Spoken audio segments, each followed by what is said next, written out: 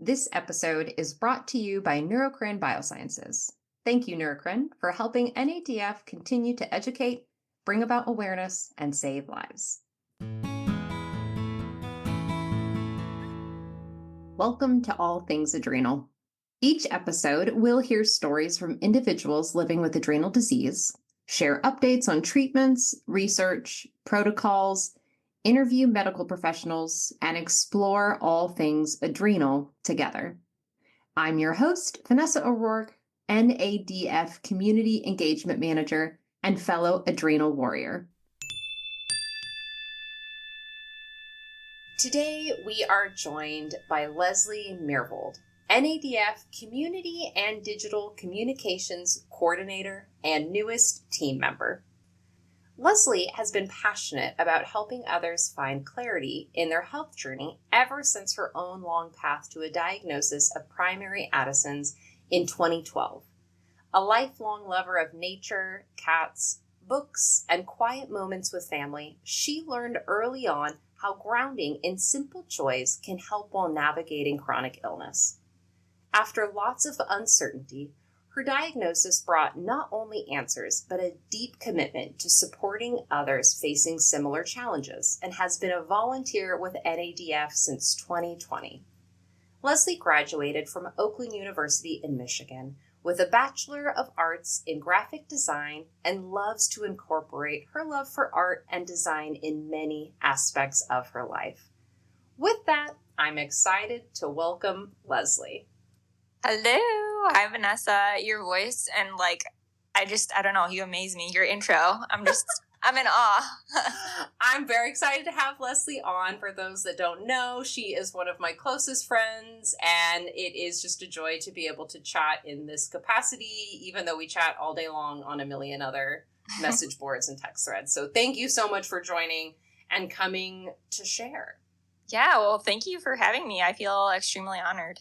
Well, I really would like to start by kind of breaking down your diagnosis journey. It's kind of how we get things going, and that way you can better help others understand kind of what you've been through.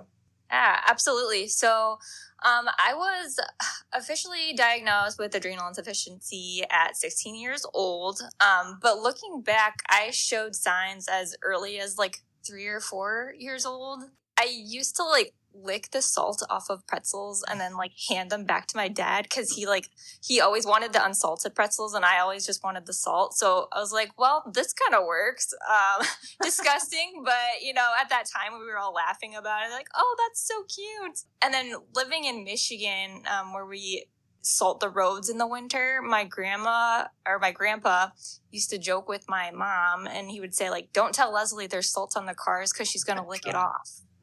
So it was and this was all when I was so much younger, and we would laugh about it because oh, that's cute and funny. But, in hindsight, it was signs of adrenal insufficiency. Mm-hmm. But in elementary and middle school, I struggled a lot with anxiety. So when I had fainting spells or migraines or episodes, if that's what you want to call them, we just kind of assumed that anxiety was the case. I honestly think it was just, again, early signs of adrenal insufficiency. But when I was 15, everything super escalated at that time. I was homeschooled growing up and throughout my whole life. So I think that honestly allowed me to function and get through school because I was able to lay down and do my work. But I didn't have a job yet, which was a blessing. I didn't remember much from that year except feeling basically nothing. My friends later told me, they were you were a zombie at that time. So, and I felt like one, truly. But the breaking point was probably a month-long sinus infection I had in fall of 2011. And then by April 2012, I still didn't have answers, but I was still struggling a lot. And one day my mom took me for a blood draw. And as soon as she parked the car, my whole body went limp and I just got sick all over the place. I couldn't even hold myself up. So my mom called in the parking lot, my PCP, and she was Lesley is not okay. She is literally dying. So at that point, I was admitted to like a well-known hospital in our area for testing and observation. When I was there for like 3 days, none of the specialists could figure out what was wrong. But my PCP, shout out to Dr. Sharon Geimer, she ordered a cortisol test along with the ACTH test. And my numbers were like totally abnormal. So it was really my mom and my doctor who saved my life.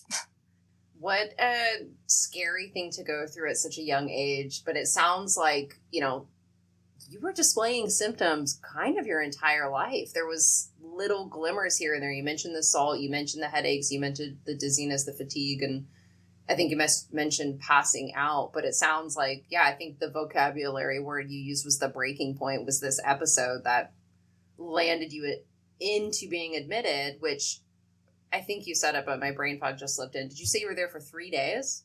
Yeah, it was about like 3 days or so that they were just trying to like observe and figure out what was going on. So was it the third day? I mean, I know this was a long time ago. That they did the cortisol test on the third day? I don't believe so, because I think that's when I was, I was able to leave the hospital. Okay. So it was not a quick process because this whole thing was such a long journey. But I think it was just because I was on full-on observation. They would wake me up at 6 a.m. and take my blood pressure and this and that. And they were just really watching me, testing me for everything. And, when you're actually in there, they can give you test results a lot faster than if you're kind of outpatient and going and, getting your blood draw. You get results a week later. Like, they were like, no, we got to figure this out, like, now. And I believe they said I was, like, 2 weeks or 2 months or something away from, like, a coma because it was just like, it was definitely at its breaking point, like we said. Your body was at its final straw at that moment. Yeah, for sure. Well, I hate the way that you landed with your diagnosis, but I'm so glad you did receive it when you did. I'm so curious about individuals who are diagnosed in their teens because it's really hard to fathom what that must have been like. I was an adult when I was diagnosed, and that's such a formidable age. Can you share a little bit about, you said your friends called you a zombie prior, but like, what was that like as a teenager to be pre-diagnosis, diagnosed in a crisis, and then receive treatment, and you're still a teenager and have to go be social and do academic things? What was that like for you? Yeah, I mean, it was incredibly hard. I felt like I was, I lost who I was. I was trying to be someone that I wanted to be, but like my body was physically and mentally not letting me do that. Like, I just wanted to be a normal teenager, and my whole self would just not function normally. And at that age, you're very vulnerable. And so I was just frustrated, angry, exhausted, and I was very, very hard on myself. But what really, got me through it was honestly like my parents and family. Like, their belief in me carried me through all the pre-diagnosis portions of it all. So that's what really got me through. I'm so glad that you had that support from your family and they were there through that difficult time, because I don't think many people understand how valuable just being there for someone is during a difficult time. Sure, it's easy to say, like, being there for someone, checking in on them, but actually showing up and checking in and being persistent and encouraging and supportive, even when there's not progress being made, like, I can't even put a proper word on what the value of that is. No, you really honestly couldn't have said it better. And like, of course, my friends were there for me too, but there's just something about having like, those people, the family behind you that that they would just do absolutely anything for you. I'm so glad you had that. Yeah, it's hard to be a teenager. I don't know what it's like to be a teenager right now. I can't even fathom that. I had a very difficult teenagehood. And I wasn't diagnosed. I was unwell and I was sick, but I didn't know what was going on to my body. But it's so hard to show up as a teenager for yourself, let alone for those around you. So any teen that can do that or is doing that, I just want to give a shout out to them and encourage those teens, if you're listening. Oh my goodness, yes. Be that for your teenage friends, because you all need that support, especially from your peers. Oh my goodness, so true. And like, it's just, having that, and, you know, it really weeds out the people that really, really care about you too. So, you know, that's something, it definitely forces you to grow up a little bit faster and learn like who you want in your life and who you don't want in your life. So, you know, it's kind of like a double-edged sword, right? You're learning very early, but it's hard. It is very, very hard because, again, your mind is also stuck in wanting to, you know, go to the football games and, you know, see your friends and hang out late and do that kind of stuff. But like, you just can't. So just having the people that understand that and support you and want to hang out with you and sit on the couch and watch movies, like hold on to those people because they're going to be with you through it all. I think it's hard to reframe too. And I don't want to say that every teen feels this way, but I feel like when you are a teen, you are really focused on quantity over quality of friendships, of just being involved or being accepted or whatever that means to you by those around you. But as you've said, you were put in a position where you had to grow up quickly, and you quickly learned that it's quality over quantity, which is easy to say, but it's pretty hard to accept as a teenager. Absolutely. I don't think you see it at, you know, in that way at that time, because it's like, oh, you know, I have 30 friends and you're taking all these pictures and posting all these photos and they're all different people and you're focused on that. But when it comes down to it at the end of the day or the night, like, can you call them and really like rely on them, or are they just kind of like another face in the crowd? And yeah, it's so good to have those people. I'd really, you know, back then, who knows if I would have said this, but now I'm like, I would rather have my 3 core people than 30, you know, friends, quote unquote friends. So easy. I agree. Yeah. Yes. Okay. Like I said, I've known Lesley for years. She has many talents, and there's so many things that we could talk about, but I like to call Lesley a boss babe. Not because, you know, only is she an Addie baddie, but you know, she also has a full-time job. She has since taken a part-time job with us at NADF, and she volunteers on the weekend at her local animal shelter. And so the simple question is, Lesley, how do you do it? How do you do it all? How do you do all of these things and balance adrenal insufficiency amongst that? I mean, that's a good question. Honestly, it kind of just like starts with like the basics. And I know it sounds cliche, but really, like, I eat what feels good for my body. I hydrate constantly. I take my medication on time. I stress dose when I need to. Like, I prioritize my rest, and I just really try to protect like my mental and physical health. And I try to really keep like a predictable schedule when possible. And of course, I like love to cuddle cats, so that's just like a cherry on top to it all. But it's also crucial to work and volunteer in places that kind of respect your limits. Like, I've experienced environments where you're just kind of like a number, and when you're not well, like no one notices it. But I work, you know, like you mentioned, full time on a communications team for the city adjacent to mine, specifically in the recreation department. And I truly couldn't be happier there. They are understanding and kind and supportive. And I actually had an adrenal crisis at work after breaking my finger on our plotter printer. I remember that day. Yeah. Oh, yes. And like half of the office surrounded me to help. And my coworker actually like drove me to the hospital and stayed there. So like that moment was like, I was so emotional in so many ways. Like there were so many, that was like a whole thing in itself. But like that was like a great example for me feeling like so safe in an environment. And then too, like I also, like you said, volunteer weekly at Michigan Animal Rescue League. Shout out to them. They're incredibly well run. They don't rely solely on volunteers for animal care. So if I have to cancel last minute due to not feeling good, the animals are still fully cared for. So that feels really good too. Just having that flexibility of like, okay, they're not relying on me kind of thing. I'm more kind of just like some, you know, extra sprinkle for them if I'm there to help out. And then of course, obviously NADF, I mean, could I ask for any more of an understanding team? Like everyone, especially our executive director, Kalina, regularly checks in to make sure my workload is manageable. And like you, obviously, like you said, we text all the time, any kind of platform, whether it's Instagram, texting this or that, like sending memes like, you good? Like, how you doing? So, so I guess like overall, my biggest advice is just like find environments that are flexible, low stress, and like genuinely, and when I say like genuinely, like truly respect your limits.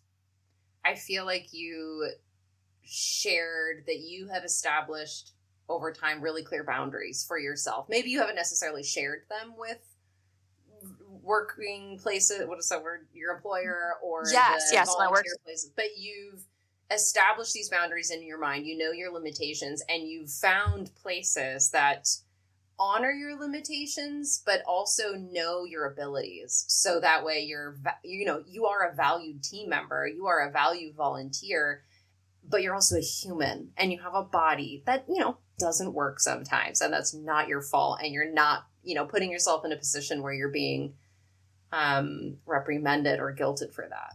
Absolutely. Yeah. And it's hard, at first, and then too, especially being young, it's hard to kind of, I guess, accept that. And then also it sometimes can feel a little bit embarrassing or like awkward to be like, hey, like these are my boundaries.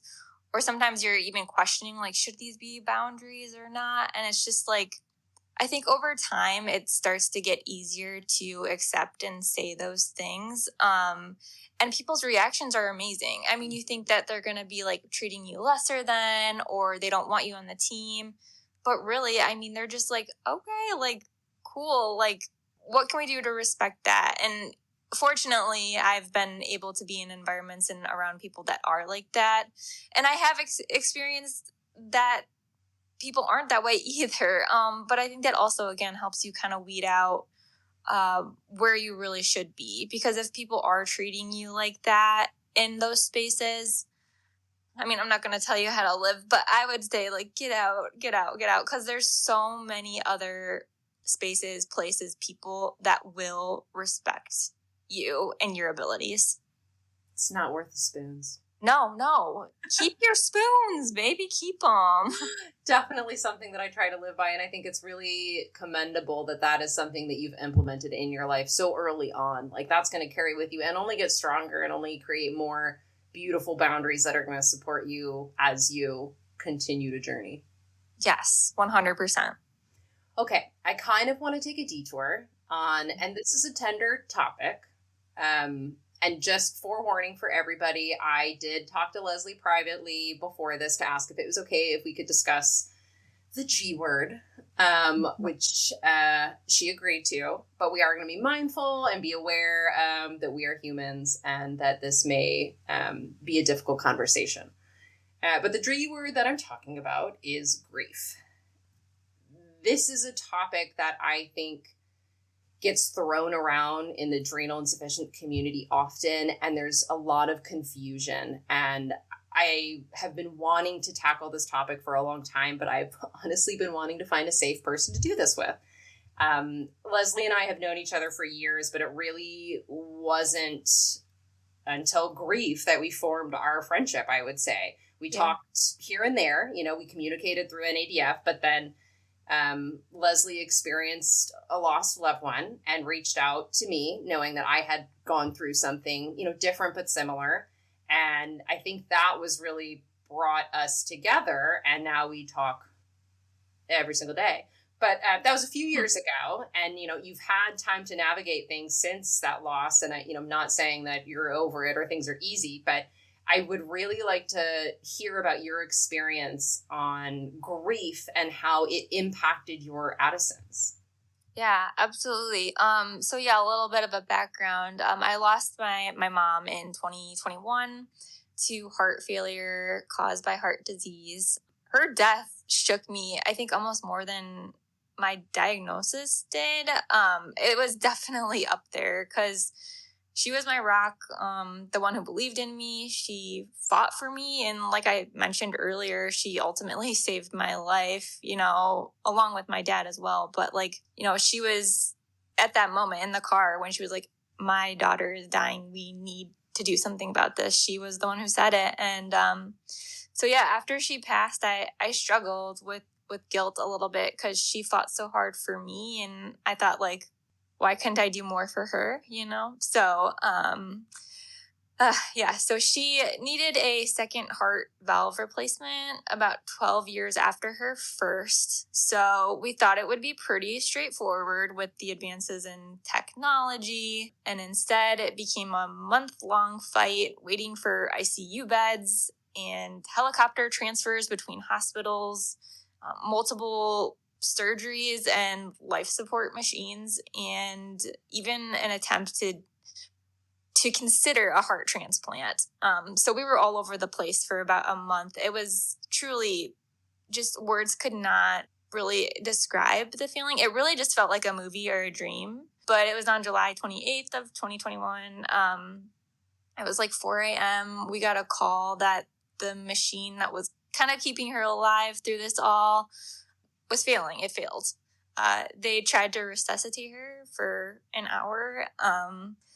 And we were brought into a small room expecting next steps, of what we could do to, get this going, figure it out. But the only options were to keep her on a machine where she wasn't responsive, or to let her go. So I remember I remember and don't remember it. I remember taking hydrocortisone almost instantly. And I busted out of that small room. I ran down the hallway, and then I just collapsed, and then I just sat there and cried. And it really, again, just thinking about it now, it still feels unreal. And that was almost 4 or 5 years ago. It still just feels like a dream.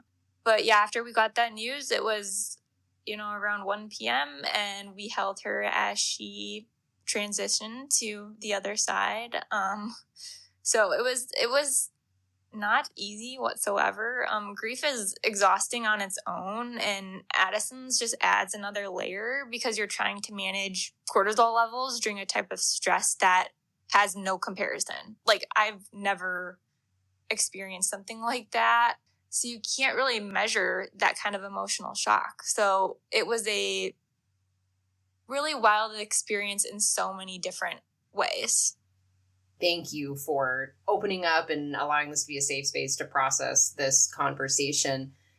I'm so sorry that you had to go through all that, for your whole family to go through that. And you mentioned how hard grief is just as a healthy person, and this extra layer of Addison's, for those that don't understand, any physical, mental, or emotional stress requires cortisol. A healthy person's body will naturally, you have a trauma, your body says, give that person more cortisol so they can process that trauma. We do not have that with adrenal insufficiency. We have no additional cortisol coming in. The body cannot process the trauma, cannot process the grief, cannot process the stress without additional dosing. And like you said, Lesley, we can't measure that. There's no device accessible right now for us to hold on to that says, oh, I've just experienced a huge trauma, a huge loss. I need to take 50 extra milligrams. We're guessing. And that's incredibly difficult to do when you're going through the worst experience of your life. Absolutely. Yeah. You're just trying to keep your head on straight. And then you're also trying to be like, oh, and I also have, Addison's, and I need to manage that too. So you're kind of just all over the place trying to figure out what to do, how to navigate it. And there's no playbook to it whatsoever. Well, and you have this added layer of, you shared that it was this kind of a month-long journey where you're in and out of hospitals and doctors and trial and error. That's additional stress for you as, as a daughter, but also as a caregiver. That is a stress on your body. Plus and I don't want to say this was your experience, but I feel like many of us with medical chronic conditions, we have PTSD from hospitals, from doctors, from appointments, from surgeries. There's these added layers of stress that require additional dosing and additional compensation just to navigate and to keep us out of a crisis, let alone functioning. Oh my goodness. Yeah. Even it's smells and sounds can be triggering, and then when you're in it again, it's just more of a load. So absolutely. Yeah, it's a whole thing. It's the environment, you know, the interactions that you're having. It's just a lot to navigate through, especially when you feel like you were going to get out of there with that person and it ends up being you get out of there without them. And it's just, it's not something that you think about at all. I never thought I was going to be a part of that club or to be able to say that. But you know, here we are. And yeah, it's just, it, again, like we were saying, there's no playbook to it. It's very hard to navigate, but I just especially want to emphasize that, you know, that mental stress for me, I can't say for everyone, but like mental stress can be almost more taxing than physical. Like crying for a whole day can almost drain me more than like if I were to go on a 7-mile hike. 100%.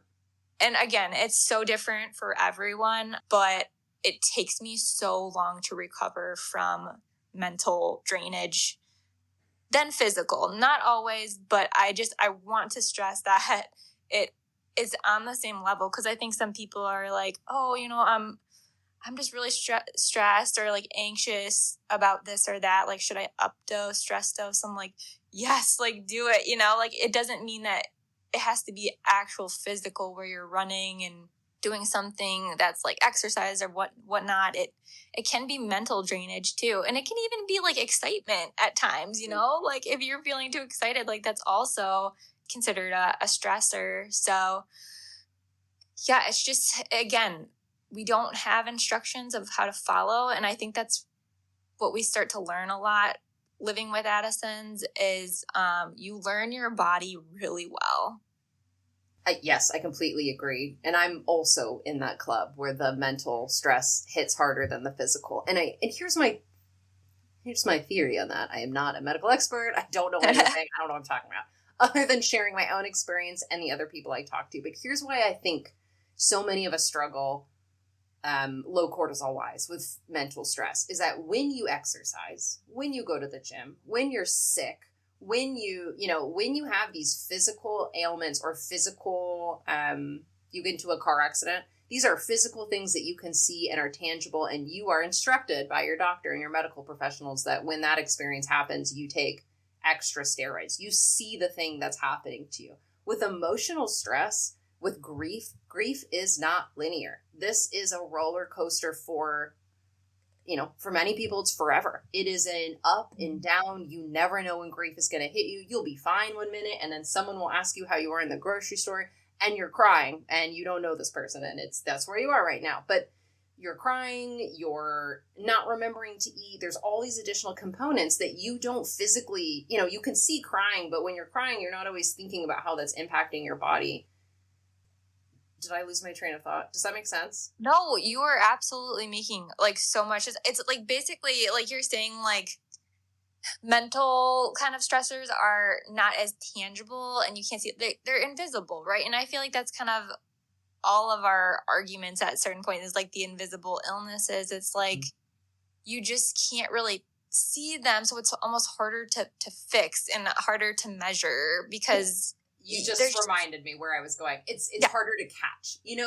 For those of you with adrenal insufficiency, you know how when you go into a crisis and it's really hard, like if you can get on top of it before you go into a crisis, you're usually like, okay, I got this. It might take a few days. But if you go into a crisis or you're trying to catch up after a crisis, it feels like you're treading water in an ocean with no land. Like there's no end in sight. And with these mental stresses, these grief, these emotional triggers, you are behind. I feel like you're behind because you don't preemptively dose for going on a hike or something like that. These grief moments surprise you. And so now you're behind, and now you're still behind on cortisol. You're even lower cortisol. It feels like a never ending treading of water, like when you're in it, unless you can updose to compensate. But you got to think to do that. And it's hard to do that when you don't have brain function, when you're just processing your lost loved one and your new life. Absolutely. Yeah. I think that's a great analogy. I can't agree more. Yeah. Okay. So it's been a few years. I'm not saying things are easy. I'm not saying you have it all figured out, but you as an individual who's gone through a horrific experience at such a young age with adrenal insufficiency. What have you found that helps you navigate grief with Addison's? Yeah. So again, I look back and it's truly like my family.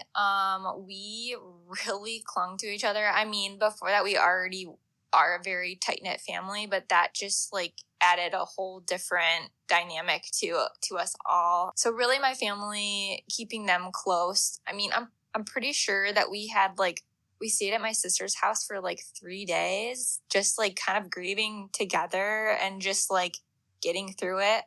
Doctors that actually listen and are there for me. That's huge. Absolutely huge.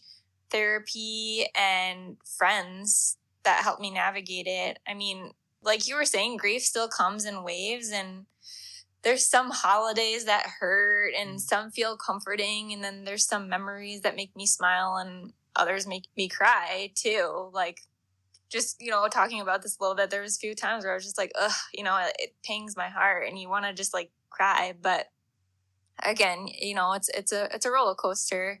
I think how like grief impacts my Addison's more than physical illness does, because it's mental, like we were saying. Mental exhaustion just flattens me. With physical stress, I can rest, but with mental, you just can't really turn it off. So I'm still learning how to heal and how to better support my body through the emotional and overwhelming moments. But again, it just circles back to, obviously stress dosing when you need to, and resting, and just having those people that love you around you. And really, you just have to let them like hold you, and don't try to be like, oh, I can do this on my own, and that kind of thing. Just let people help you, I would say, and lean on them. Support is like the resounding word that I'm hearing, is that you surrounded yourself, or you had that support. You have that support through doctors, through friends, through family, therapy, all those supportive tools to kind of help you process whatever you're feeling and going through. Yeah, and just being like, take your time. Like, don't feel like you have to like pour it all out at once. Like, there's some days where I just want to like talk about it all day, and then there's days that I don't, So it's just like we were saying, it's just really like waves. Like, you can't really predict it. But I think like we were just saying, like that support, just always knowing that like if you want to talk about it, someone is there, or if you need help, someone is there. And if you don't, then that person is still there for you. So just finding people that have your back, and then respect whatever you want to express or don't want to express. I couldn't agree more. And this next question is kind of basically that, but I just want to lay it out in case there's like a specific thing that you'd like to share for those with adrenal insufficiency who are going through grief, who will go through grief, because as much as I hate to say it, it is a club we all get to be a part of at some point in some way, shape, or form. Everybody loses a loved one to some capacity, some more, some less, some are surprising, some are not. No loss is ever good. No timing is great. It's always heavy. It's always hard. What's one thing you wish you knew about supporting yourself with Addison's? Like, what's one thing that they could take away, or that you wish you could tell yourself at the very beginning of this grief journey? Like, what would you love to say or tell yourself? Yeah, I mean, I wish I had understood sooner that my grief was going to look different from my family's, and that it was okay to create stronger boundaries and clear guidelines for myself. Everyone's grief journey is obviously very, very different. I know that's like so cliche to say, but it's really, really true. And mine just has an added layer because of Addison's disease. And not that it makes it harder, it just requires more intentional care for my body. So in the beginning, I felt like I needed to match everyone's energy and plan my mom's celebration of life and responding to every message, returning to work and acting like everything was okay. I pushed myself because that's what I thought strength kind of looked like through it all. And looking back, I wish I would have given myself more grace, just slowed down and said no a little bit more often and rested without guilt, because I know my mom would have wanted that for me, and I believe she still does. And that's something I continue reminding myself, especially today. I say this now, like I'm acting like, oh, I have it all figured out and I'm doing just fine, but it's still something that I still have to work on to this day. We talked about talking about this. So you were prepared. You were able to prepare your body and your mind. Like, a lot of times these things hit you out of left field. And I think what you just shared was such a beautiful word of advice of setting those boundaries, because your body has such a, your body, I'm saying everybody in general, but especially those of us with adrenal insufficiency, we have very particular needs in order to survive, and our body has to meet those. And we, you can't pour from an empty cup. Is that the saying? And so creating those boundaries for yourself so that way you can show up in other ways. Like I have been a caregiver for a family member right now, and I have shut down in other aspects of my life. I'm not creating. I'm not on social media. I'm working less. I'm not doing social stuff. And when I'm with that family member, I'm just with them. I'm not engaging with their friends. I'm not doing anything else, because I need to shut down and conserve all energy in order to caregive, to process, to help that person, because that's what I need with Addison's. That's what I have to have. And training yourself or teaching yourself not to have that guilt, and that those things are okay and safe. No one else has to understand them.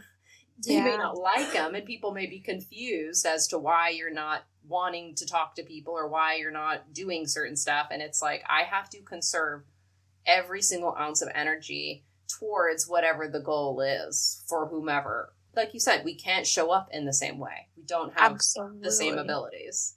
Yeah. And like, to other people, they might think like, oh, they're not putting out all that they could for this person and this and that. And it's like you said, you're putting off your creativity, your work and all other important things too, just to give all your spoons, as we would say, to that person. So you have to be so just like mindful and like kind of block out what other people are thinking about how you're handling it.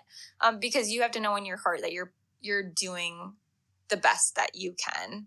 And, I know you're so like hard on yourself. I know that I'm so hard on myself about trying to make sure, that they're okay and that they're feeling better and this and that. And it's just like, we have to realize that we have an extra layer and we are putting our all into it. And that's okay. And it's okay to, to grieve. And it's, not that it's okay to lose loved ones or to be a caretaker. Right. Like, those things all suck. All of that is not fun, but it is a part of life. And it is okay that we have an added layer. It's so funny because earlier you said something like it's not harder, but like I feel sometimes like with Addison's we're on hard mode in the video game, but yeah, right. That's just how I feel. No cheat codes. There's no cheat codes. No cheat codes. We're playing real, and it is hard. But yes, setting those boundaries is so important. I think you mentioned this too. The only other thing I wish I knew at the beginning of grief and Addison's and things like that is just, if you think you need to stress dose, just stress dose. Like, too much steroids is not going to kill us. Too little will. We cannot. The steroid guilt thing is, and again, I'm not a doctor. Consult with your doctor. Obviously, that's the most important thing to do. But it is so imperative for us to tackle these stresses before we turn it into a crisis. And then our loved ones are grieving us. Totally. Oh my goodness. Yes. And like you said, being proactive is like the way to go. Like, not that I wish I knew that going into the hospital on that last day was going to be what it was, but like I would have taken probably more hydrocortisone before walking into that situation instead of, like you were kind of saying like that analogy, or just like kind of like before you're drowning, like you have your floaties on a little bit rather than, being at the bottom and trying to swim your way up. You kind of have that like flotation device to, kind of prepare you when the waves hit that you're kind of already afloat rather than at the bottom. So I am a visual person, and that was the best analogy ever. And now I want to take it a step further and be like, are the floaties our steroids? Like, are those keeping us afloat? We have to have these steroids to continue to tread water. It's not going to get us to land, but we will sink without it, right? I love it. You're so like, you're so like practical. My thought was like, are the floaties pink and sparkly? Yes, they are. But see, this is why we're a good team. Yeah. Like, you're like the practical. I'm like, okay, let's just add a little bit of like. This is your designer graphics coming back in. Yeah.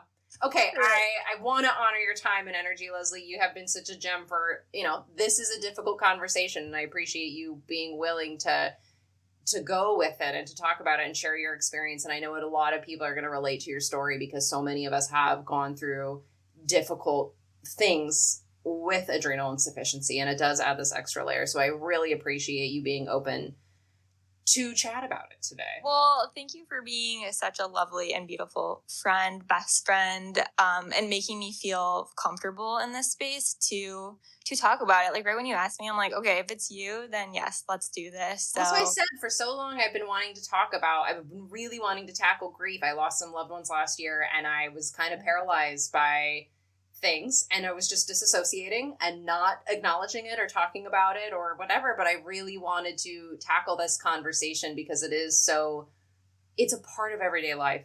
Everybody experiences grief, whether you have adrenal insufficiency or not. Adrenal insufficiency is just that added layer. So thank you so much for this. And I am so excited to have Lesley on board of the NADF team. Look out for her. She's incredible.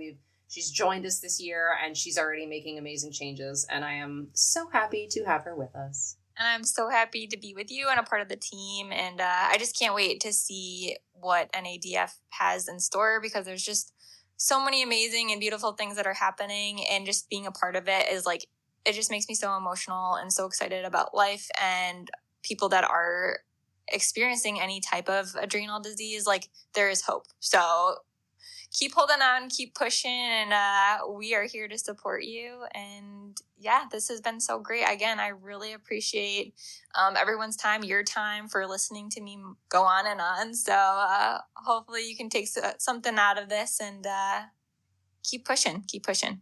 Couldn't have said it better myself. Thank you, Lesley. Thank you. Thanks for being here, Adrenal Warriors. I'm your host, Vanessa O'Rourke, sending you all the spoons, and I hope you have a wonderful day. Thanks for joining in on another episode of All Things Adrenal. This episode is edited and produced by Magdalene Zinke. For more information on the National Adrenal Diseases Foundation, please visit nadf.us. If you're listening on Spotify or Apple Podcasts, please leave us a rating and review to help others find out about all things adrenal. If you have a story you want to share or a question you'd like answered, reach out to NADF support at nadf.us.